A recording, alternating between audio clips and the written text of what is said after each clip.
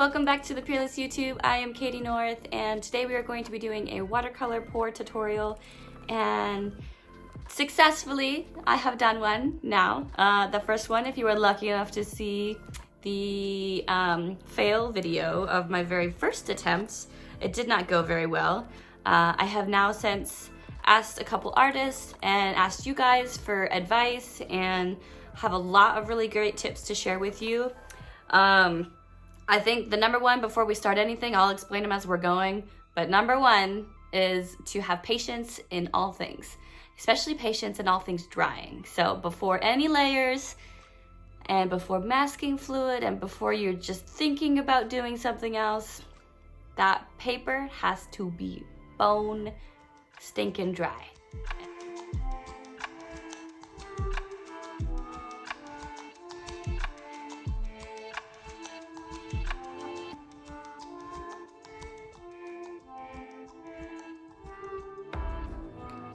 So I just wanted to go over a few things that I use to make this technique a little bit easier for me.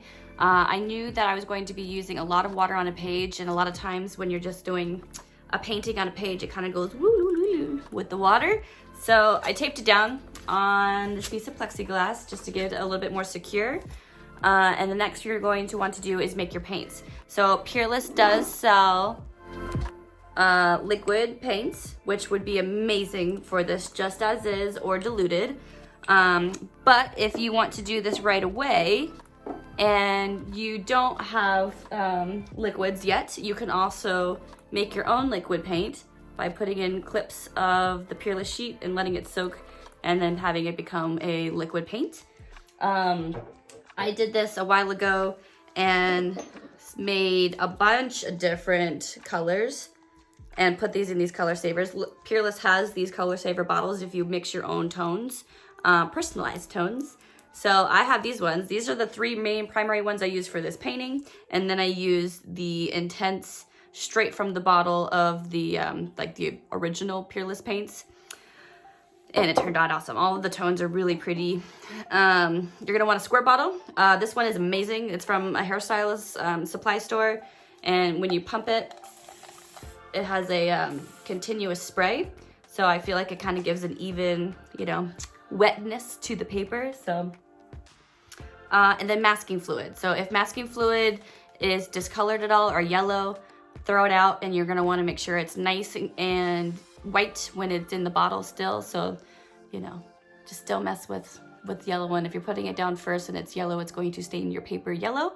Yeah. So I hope those little tips help. So once you have your portrait outline on your watercolor paper, and if you guys need a fuller, more detailed instruction of this, there is a video.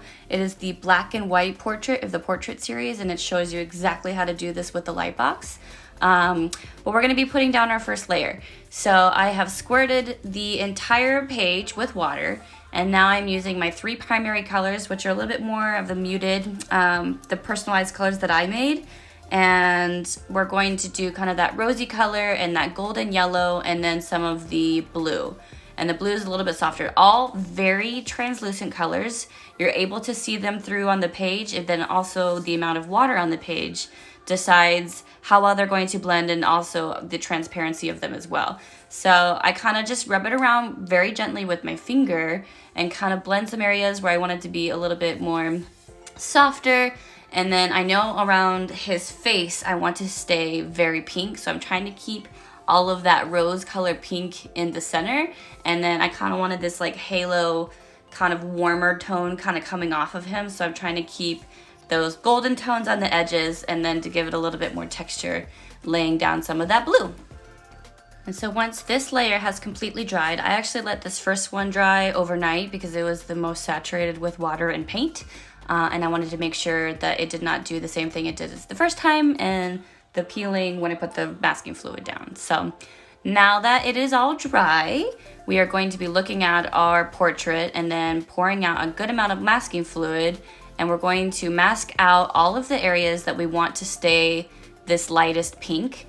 So if you look at his portrait, his photo, all around the forehead, the upper cheekbone area, the bridge of his nose, and then he has a lot of pink makeup on his face, and his whole neck is a little bit more blue. So I kind of want to show that like more of an edge where his jawline is, so I want to make sure that's outlined. But yeah, as you can see in the video, all of the places and all of the lightest areas, you're going to get masking fluid. And so when it's wet, it's a little bit easier to see because it's white. So, but as it dries, it kind of becomes translucent and it shimmers. So if you kind of tilt the page in one way or another, you're able to see it. But I would just kind of suggest working a little bit fast and knowing the areas that you want to put this down. So definitely from the first and second time, there are some areas that I liked more the way that I did it the first time, that I thought I almost did it almost exactly because I was following my lines, but it is a little bit harder to see once it dries. So work kind of quickly so you're able to see your lines.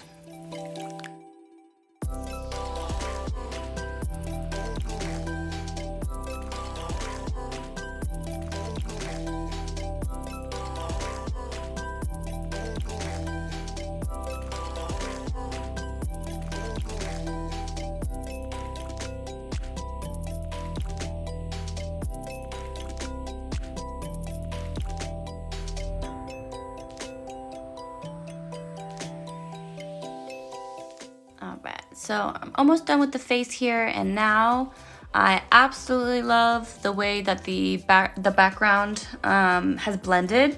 So instead of doing the entire background like I did with the first video, I was a little bit more nervous when I went to go peel off the masking fluid. So I just decided to make like a thicker barrier all around his hair. So it goes out maybe 1.5 inches. You just have to be a little bit more careful when you're doing this second wash, that you don't put any paint past this barrier because then it will ruin that first layer. It peeled up completely fine this time, so I would have been fine to go all the way to the edge of the paper, but I was being a little bit more careful.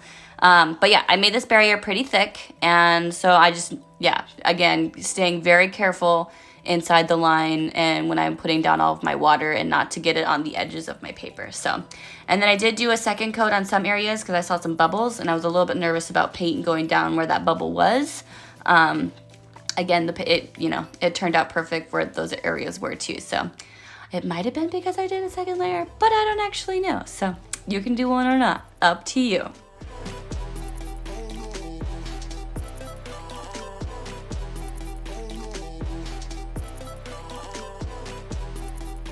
All right, and again, let this layer dry 100% before you do the next layer.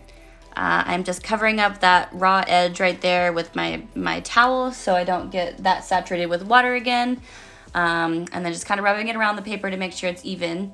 And then I'm going to be doing the next layer of pink for the shadows in his bridge of the nose. Not the bridge, the edges of his nose, the cheekbones, the eyes, all of the areas that have that almost the same tone, the same pink that I'm using, but to give it the next layer of shadow.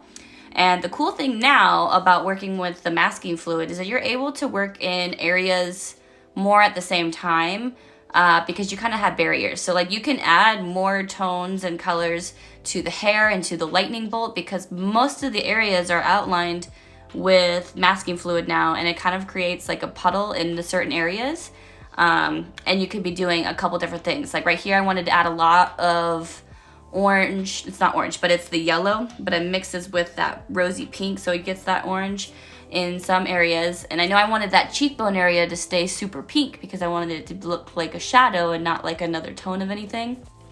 So kind of can keep things a little bit separated now that you have that first layer of masking fluid. I did have a problem, I guess it wasn't really a problem, but my paper pooling with water, like you can see down his forehead and in the hair area, the paper kind of like bubbled up and there was a puddle of water and paint, and I was trying to kind of separate it and blend it around. So if anybody has any tips for that as well, I'm all ears, because I was kind of hoping to get a bigger blend of color and it all just kind of kept going into the center, and I didn't want to use my hands as much because I wanted it to be a natural blend, but you know, any tips on that I would definitely appreciate, especially for anybody else trying this for the first time. And then I did put my next first layer of blue, because I wanted that little blue stripe on the lightning bolt to kind of have just a hue of the blue. And then the blue also makes a really nice mix between the rose, the orange, the yellowish orange, and the pink to make shadows too. So putting those in certain areas. And then I think I might use a little bit of the Artibus pink just to kind of brighten up that lightning bolt now as well.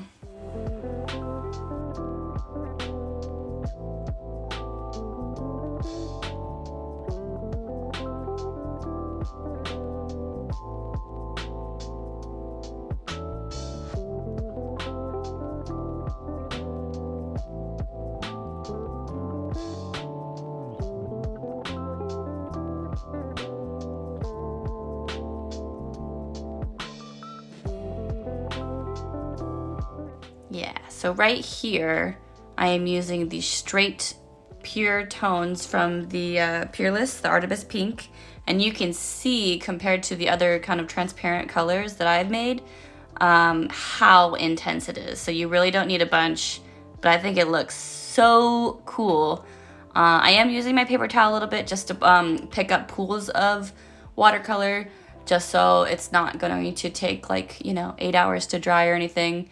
But for the majority of it, I'm trying to let the paper be wet and let it dry naturally on its own, because that's where you're going to get the smoothest blend, as was what one person said. Another great tip someone said is that if you think your paper's dry and then it is cool to the touch, and you can feel like, like it's actually cool to the touch, like it was in the refrigerator, not that cold, but like, cool to the touch, that means it's still wet. So even though it looks dry, there's no shimmer on there, and you're, almost certain that it is, and it's cool to the touch, that means those water is still deep inside the fibers of the paper and is in fact still wet. So you're going to need to let it dry for at least another hour or however long, just to make sure you don't mess it up. All right, so now that layer is dry, we are going to be doing the next round of masking fluid. So anywhere that you want there to stay the lightest is still covered, so you don't have to worry about those areas. But all of those colors that you had for the in shadow, like those purples and the darker pinks, and I wanted to keep that stripe of blue on the edge of the bolt, on the upper eyelid, all of those areas that you want to have those same shadows and do not get a darker shadow, you're going to mask out. I am making a barrier right now where his eyelashes are, because I'm going to be putting a darker color in there. And then also I start kind of outlining and adding individual hairs. So when the next layer goes down, which is the blue, it is the darkest of all of our primary colors. And so when it mixes, it makes the purple, it makes a green, it makes the intense blue on its own. And so all of these individual hairs that I'm painting are going to stay the lightest color of that reddish pinky color. And you're gonna see those pop out with the dark of the blue as the darker, deeper hair or shadows. So I hope that makes sense, but very cool. I think it's so cool to watch it. And I could probably do this same painting like 5 more times and figure out all the little details. I almost kind of wish I did a heavier amount of masking fluid on the hair and didn't make it look so much like brush strokes, and kind of like actually outlined the areas that I wanted to be kind of darker. I think it would have looked a little bit more like a print, not a silk screen print, but like a printmaking print, yeah. So I think it would have looked a little bit cooler. I don't know if I liked the brush strokes in the hair as much. Next time, I think I probably would make it more of a solid chunk of where this is the lighter color and this is the red and this is where the blue's gonna go, and that's a deeper, richer, more defined area. So, yeah.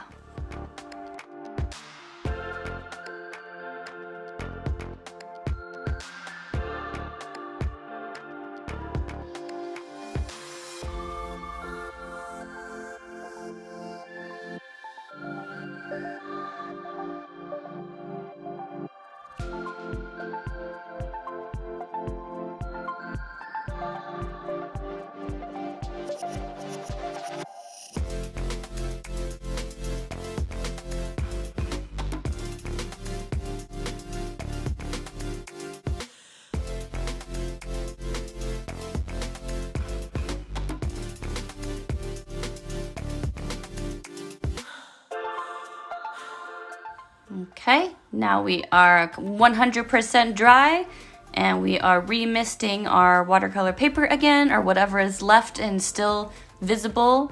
And now we are going to be adding our blue and our darkest, most intense layers. I do add a little bit more of the yellow orange and some of the Artemis pink to the lightning bolt just to make it super intense, and then to have that blue pop out on the side of it. And then I think, yeah, this one. You can see, like, it looks kind of crazy because all of the masking fluid is so many different levels now, and you kind of have to smush it around a little bit to make sure you get to all of the places that you want to be and in all of those barriers that you've created. But you can see how dark it gets. Like, it pops. It's a translucent layer over pink and over purple and over that rose pink. And so by the time you add the blue, there's 4 layers of paint on there, and it is very dark, and it is so cool to see it kind of come to life without doing brush strokes. I think it's so cool. I think it's a really fun technique. I'm kind of hating on it just because it takes so long for the layers to dry and so long for the masking fluid to dry. But the end result, I actually really enjoy, and I think it's very cool. So I might end up doing this more in the future. But yeah, it's pretty cool.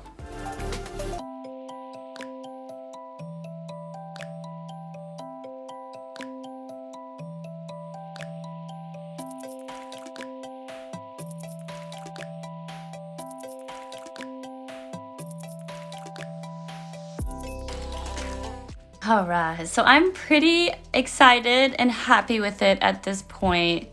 I was very happy and excited with it at this point with my first painting as well. So this next step, it was a little nerve-wracking. Again, wait for it to dry 100%, and then it is time to remove all of the masking fluid. And you just start really gently and kind of ball it up and kind of push it until you start getting some of those to lift up.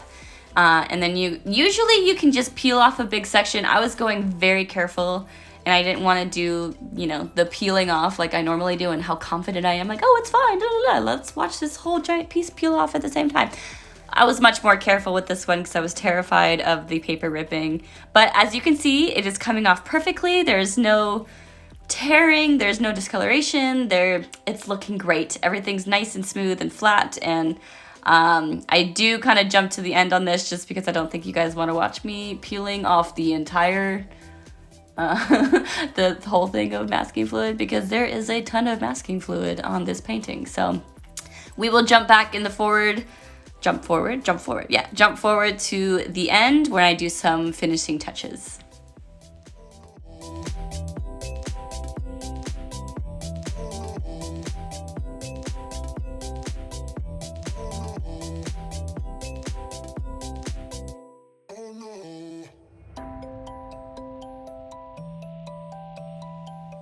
Alright, so that was about like 10 minutes later. It took a while to get all of the masking fluid off. But now I just wanted to go through with the same washes that I used in the thing, so it's not too much different, and just kind of make some shadowed areas, redefine some of the eyelashes. I had to stop myself from doing too many details because I wanted to stay in like the pure like watercolor pour style. So I had to stop myself because obviously I'm like, oh wait, this can be a little bit lighter, this can be a little bit dark. I'm like, no, just leave it the way that it is. This is like the technique that I was going for, so I didn't want to change it, which is very hard for me. I'm very detailed and very small detail oriented. I'm like, oh, maybe I should outline in some white. I'm like, no, keep it pure, just the way that it's supposed to be, like the watercolor pour. Maybe in the next time, maybe another one, and do a little mix of both would be pretty cool too. But I wanted to keep it as close to this as possible. And again, I had to stop myself because I was like, oh, wait, look, a little bit dark in this area. And I'm like, no, stop, let it be. And this is the watercolor pour study, and you've successfully made a watercolor portrait without tearing all of these stuff up. So I gave myself a round of applause, and this is my completed David Bowie watercolor pour tutorial. I hope you liked it, and I really loved the feedback from the fail video. yeah, but I hope you try this technique, and please tag us in any of your videos or in your finished paintings. We would absolutely love to see them. Thank you.